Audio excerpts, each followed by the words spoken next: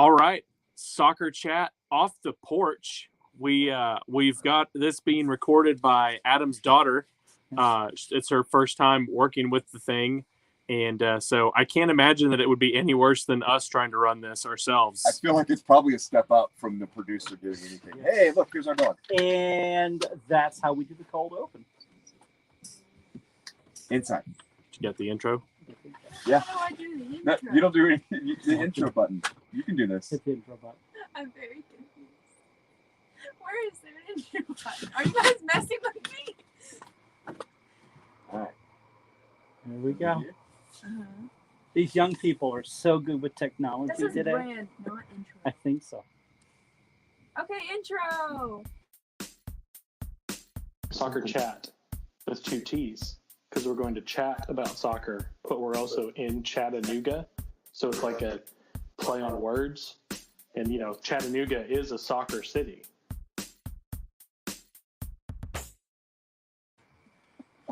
All right, welcome to soccer chat off the porch Off the porch. That's right. at the Bruce Mansion. The Brewskis. We are in kind of a Aurora, Illinois type public access cable setup here. We are party on. But yet again, late game heroics for the Chattanooga Red Wolves as they steal a point on the road. This close to stealing 3. Yeah. Which is what we really deserved. Yeah. There were several times we were threatening. I think we were actually quite threatening in the first half. Then it seemed like for a while there we were losing our steam, but then picked it back up. Marky again saving the day. I think we need to name a street after Marky Hernandez. Let's start that right now. He was Maybe the road on the way into the stadium. Actually, there is a road near the stadium called Hearst. I think that's the one we changed to Marky Hernandez. That seems like a good idea. That seems good. Even though our players seem like they've perfectly hit the Greg Hurst pose when they score. Yeah. Why don't you do that for us? It's just basically a bounce into the. Right, because he's old school.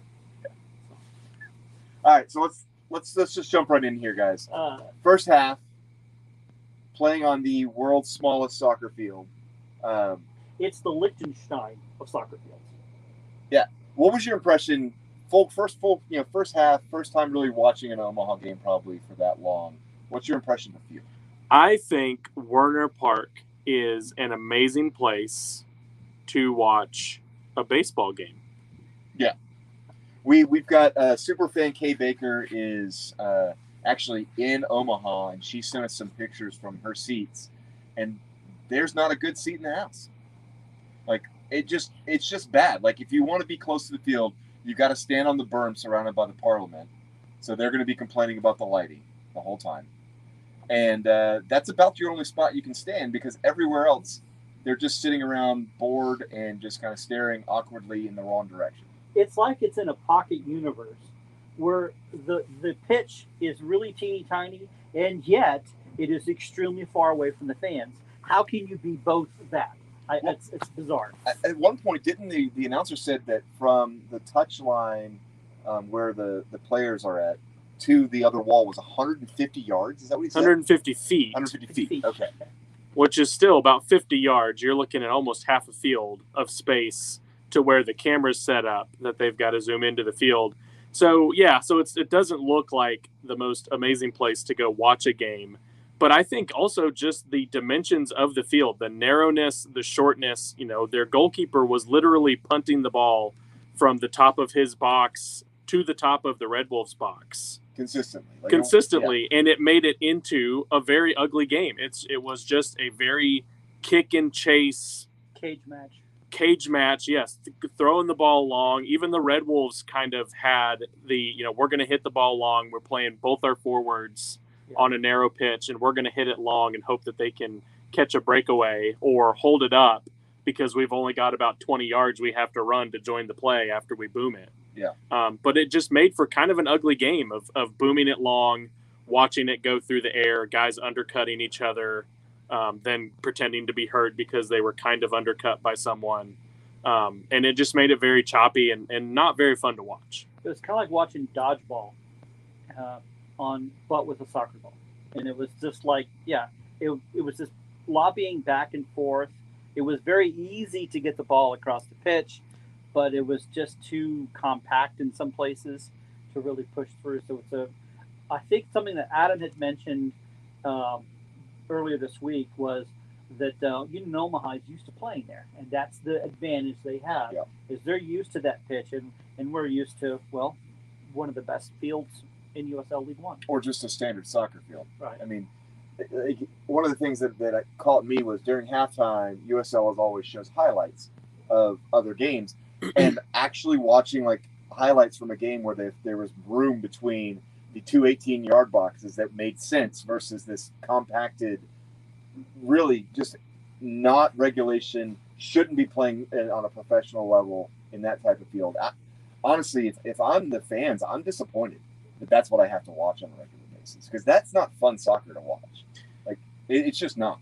Well, One of the other reports from Superfan Kay Baker was a lot of the fans seem to be surly, and I wonder if that's the case. Of they're going to the stadium because they want to watch professional soccer, but then they see that this tiny field with the boom ball is what they get for their money, and maybe they're not that happy about it. Well, I'll tell you what, they're coming back just like the rest of us from COVID, where restrictions are being lessened. They'll be able to get the fans back in. So I think, at least in the short run, they're going to be okay as far as for keeping the fans happy, because they're able to play, the fans are able to go, Yeah. and they're able to go in numbers. But, I would love to see them get to a soccer field, but it's not our call. Yeah. But we knew what that was going into the game. We knew that was the situation. It wasn't our first time playing there. So what do you think of the strategy of having both our strikers start this match? Do you think it worked or not?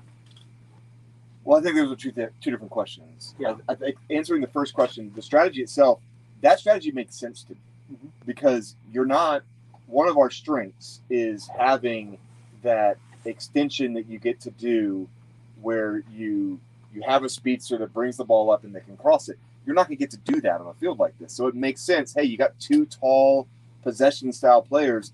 This field goes to that. That made sense to me. Okay. I would agree with that. And I think as far as saying whether or not it worked, I feel like we had the better, even talking about how Omaha's used to playing in that sort of game. I feel like we had the better of possession. We had the more chances. And it comes down to earlier in the game, the Red Bulls have just got to get more clinical in putting those finishes away, getting goals in the first half, maybe building a lead on someone. We kind of like what we had in Tucson. We haven't seen that on a consistent basis. Yeah. And we could have, I think pretty easily gone into halftime up 2-1. Yeah, I think in the first half, we were looking quite lively. We were doing the attacking. Yeah. We held possession, and we had good chances, and we just can't seem to finish it in the final third. What's holding up? Well, I mean, it's been an ongoing issue for us, but I think the big difference, and you saw it in the Union Omaha goal, is they have a player in Greg Hurst who has an eye for the goal. He put the touch on it that needed to be touched. Now, that said, he's open because we failed to cover him. Yeah. But we were open in a similar manner, and we're not putting him away. And I don't know what it is. It's going to be one of those things where, and then coaches kind of mentioned this before, he expects it to suddenly start happening, right? Like once a player gets it, he expects it's going to start coming in gross. Because I got to believe during practice, they're not having this issue. It's almost like they're having a mental block of getting to the finishing point. And, Union Omaha could easily say they should have had a second goal, right? Or they could have had a second goal because they had a ball hit the post as well. We had two hit the post. Right. Not even counting the one that hit the post that ended up in a goal eventually. So we really had three. Not to mention a couple other opportunities that came across that should have been touched, including the very last play where one little touch from any of those guys that it went past, and we win that game. So it's a problem that has to be fixed. But if it's not a problem that's happening in practice, I don't know how, from a coaching standpoint, you get past it's a mental thing. Well, Lindros had been showing more consistent on his finishing. For some reason, we didn't see that this match. It's not that I think that he played poor. I think he played well, but we just couldn't get that finish. And I think Blake could have closed up. is it that he's not sensing the the orientation of where he is on the pitch and where his other players are? Is that what's throwing him off? Or? I feel like there sometimes are some, the not the best touch. The ball comes a little too far off his foot. He doesn't control the ball coming to him to get himself in a position to then make the touch on goal. And sometimes I think these guys, Adams talked about kind of the mental block. There was one where the ball was coming down for Galindrez, and we all saw him wind himself up when really all he's got to do is get anything on it, and he's putting it on goal and quite possibly in the net. It doesn't have to be that perfect setup. You don't have to hit it with your full force. A lot of times you've just got to get enough on it, even off the bottom of your cleat, to get that ball in the goal and across the line. And that builds the confidence that then you're going to start scoring those, amazing scissor kicks that become League One goal of the week. I think we do overshoot so many times. He's not the only one that does the wind up, but I have noticed a lot of our players, they get in front of goal and then they overcompensate, and then we end up going over the thing. And I don't know what that is. Obviously, it's a control issue. Going back to the Hurst goal, what happened with our back line? I don't blame Trilk for that. I think actually Tim Trilk did a very good job. There's a few things he could improve on, but I think overall Tim had a good game. What happened that created that opening that Greg could get that in? So the more I think about it, the more I think what it is they were going into, those players were pulling up as if they were going to be doing a offside trap and not realizing that they had a player to their back already. I think it was a combination of their mindset was offside trap and the ball had already been sent in, and by the time they reacted, the other team did a much better job of getting players in. I think that's what it had to have been, because if you're not trying for an offside trap there, I don't know what's happening, because you left 3 of their guys. It's that short corner that they're running back up the touch line to try to get something in swinging from not quite as deep as the corner. And our players just all go running out almost all the way out of the box. So when that ball comes in, they're at the 18. Not all of them, though, like you talked about. There's a player that's still in that box that keeps 3 or 4 Omaha players onside. And so it was really frustrating to see that play. And I think you're right. We need to mention the professional debut for Tim Trilk. We've been talking about it, wanting to see it. The team has had nothing but good things to say about him. And I think it's really cool to see Sebastian Moramora go on social media when he sees that Tim Trilk, he didn't sulk, he didn't get mad, but he actually went out there and said, "You deserve this," and he's happy. That speaks to how close this team is. And I think Tim Trilk did a wonderful job. He was a very calming presence. We joke about Moramora as the free range goalkeeper. Tim Trilk was much more, probably because he didn't have as much room to run around in with the narrow field.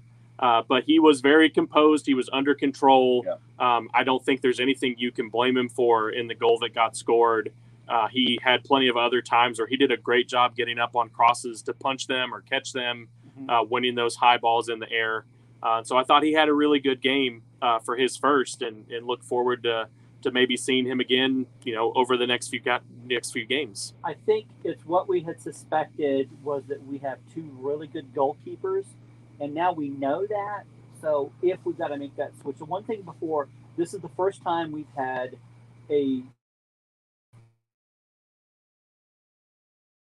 more than one goalkeeper in a season. Previous 2 seasons, we had the same one. And up until this match, we all had the same. All right. So really good to see Tim in there. It did seem like the irony was with the Hurst goal, that seemed like, was it me? Was that the only real chance that Omaha had in the first half? In the first half, it was definitely their only chance. And then from there, they really only had 2 other legitimate chances the rest of the game. They had the one that hit the post, which obviously is a legitimate chance, and the one where, was it Marquis or was it Ruiz, who incorrectly didn't control the ball and just dribble and tried to clear it, and it went straight up. Trilk comes out to clear it himself, doesn't get it great, and he's so far out of the box that they ended up with an opportunity there. Those are probably their only 3 chances. I think that was the only time I was concerned with Tim, and thankfully it went out wide. Yeah. But that was the only time I think he was really in any kind of danger. One thing I got to mention, and it seemed to increase more in the second half. some of the fouls I was seeing by Union Omaha, and then the second part, and the more frustration was what is with our League One officials. Yeah.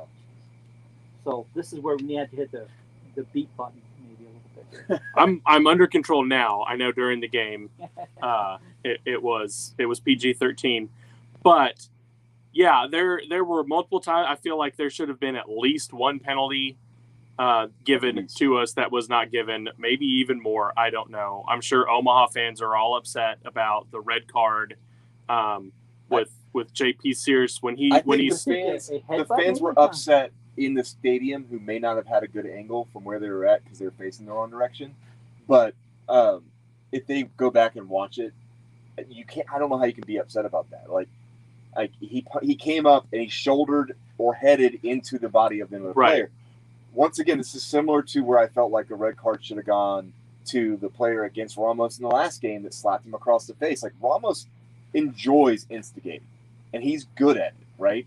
Sure. And I'm positive he did something to instigate it. But you can't react as a professional athlete with your head at another person's body. You're going to get kicked out, and he earned it. Yeah. I think that's true. I think it's amazing that the player stomped on Markey's foot right outside the box in the second half and doesn't come away with a yellow. Multiple other times where, they were under Red Wolves players' feet and we got the play on signal, which was just ridiculous to me. But the big thing, I think you're always going to find fouls that you'll complain about that you think the referee should have called. The thing that was the biggest to me was how much she allowed Omaha to waste time. And it goes back to this game it was very unprofessional the way that it was just, let's just hit the ball long and run at it and let's dig at everyone's ankles and feet. And when we get the 1-goal lead, we're going to take every second we can to pretend like we're injured and to, waste time when the ball gets in the keeper's hands. He's going to hold it for 10, 15 seconds before he punts it the length of the field. Yeah. And League One referees tend to be so eager to give yellow cards for little bumps and trips. All she needed was 2 or 3 yellow cards, 2 yellow cards, one to the goalkeeper, one to a guy who's taken too long to throw it in, and that game flows so much better. Yeah, one thing, not necessarily even this game, but we kind of mentioned the same thing that Greg Hurst did, and he used to do this for us and drove me nuts too. He likes to pick the ball up and walk away with it. And our team does it. All League One teams seem to do it. 7th grade. It's so frustrating. Yes. Like it's one of those things where like all they have to do to stop that is basically let teams know like, hey, we're going to start giving you yellow cards for picking the ball up after a foul spot. Right. Immediate yellow card regardless. And then do it a couple games and it's done. And it's out of the league and we don't have to deal with that junk anymore. And what's happening, because that happens, because they pick up the ball and run with it, is now players are, bear hugging a guy to try to rip the ball away from him so that they can get set up. And that's setting up a more dangerous situation if they don't get it under control. I think you're right. It happens throughout the league. Yeah. I know that there's plenty of times Red Wolves have been guilty of the same thing. If you watch League One, if you even watch MLS, you don't see them doing that. You maybe see a guy take a couple dribbles and then he back heels it, that sort of thing. You're not seeing the same sort of, I'm going to grab the ball and run away with it. Or, anything like that. Or I'm going to make the guy physically wrestle the ball away from me. Yeah. And so it's a thing that I would love to see them crack down on. They love to give that yellow card in the first 3 minutes when a guy kicks someone in the ankle. That's not when you use the yellow card to control the game. It's when someone's wasting time and you say, all right, next time we get this, you're getting a yellow. Yeah. All right. So we are infamous for coming alive later on the second half. Do you feel that maybe Union was expecting that and kind of it seemed that they seemed to put more into the game in the second half than they did in the first? Was that a coincidence, or you think they were planning that? Well, I think that's their style. If you look at the way they win games, they don't win games by blowing teams out. Their style is to score, and then clamp down. Mhm. And by clamp down, I mean they put all their players back in the box. Because when you're back in the box in Warner Park, you're also on offense at the same time. Like, it doesn't take long to transition. So they're able to do that. And so I think it was just a matter of they're up. That fits what they wanted to do. Even getting the red card didn't affect their strategy because all it did was take away the offensive guy that would have been the 11th man at the front. And so instead, when they were kicking it deep, it just went right to us for defense. Like, I don't think it even had that much of an impact on their strategy because I think that they would have done the exact same thing whether or not they got that red card. But having said that, I felt a bit frustrated that I don't think we were taking advantage of them being down one man. Yes, I know with the smaller field it doesn't impact as much, but they still have one less man. Why did it seem to take so long for us to get our momentum back? I think it comes down to being more clinical, Mhm. and there is a little bit of sharpness that still needs to come between their passes and linking up. We started the game hitting a lot more long balls, and when we came to the second half, we did a lot more of what we're used to of trying to build up. A blade of ball is wanting to ping passes back and forth and make little combinations. And so they were starting to try to do that more. And there's just maybe because some of these players like Ray Ortiz is just joining, Rafa is still trying to get back to full fitness, that they're just not all quite on that same page yet, where they're reading each other, where they're making the good pass, where they know that this guy's going to make this cut. And so they're playing it there instead of to where he was. And there's a little bit of control. Like I can't tell you over the last few games how many bad touches I've seen us. I always make fun of Giassi Zardes of the stone feet where the ball just bounces off 5 yards away instead of them having that under control so that they can make the next pass. And that to me is the next thing that they really have to get under wraps. And when they do, this team is going to be amazingly dangerous, and it's going to be fun to watch as we go into August and September. So final thoughts. I want to talk about the Markey goal.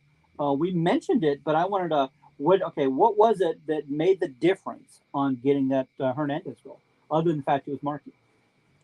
Well, I mean, so it did exactly what happened before, right? It's another one that came off the post. Yeah. And I think it was the desperation of all our men forward, and it just happened that Markey did the finish I was talking about before. Like, it came across, and he had got a foot on it. It wasn't like it was this amazing windup. It was a instinctual get a foot on it. Yep. Yeah. Now, historically, he's been more of the guy, more effective on setting up the goal, and now we're seeing him be more comfortable on finishing the goal. Yep. So I'm hoping that's going to throw some people off. It's a positive. All right, guys. So off the post can't go forever. So what's your final thought, Alex? I'm glad to come away with a point. I feel like we are a much better team than Omaha. My really final hot take is that it's kind of a joke and an embarrassment to the league that they're able to be at the top of the standings, considering how they play and how they're set up. I don't think it really speaks well. It's not an attractive style.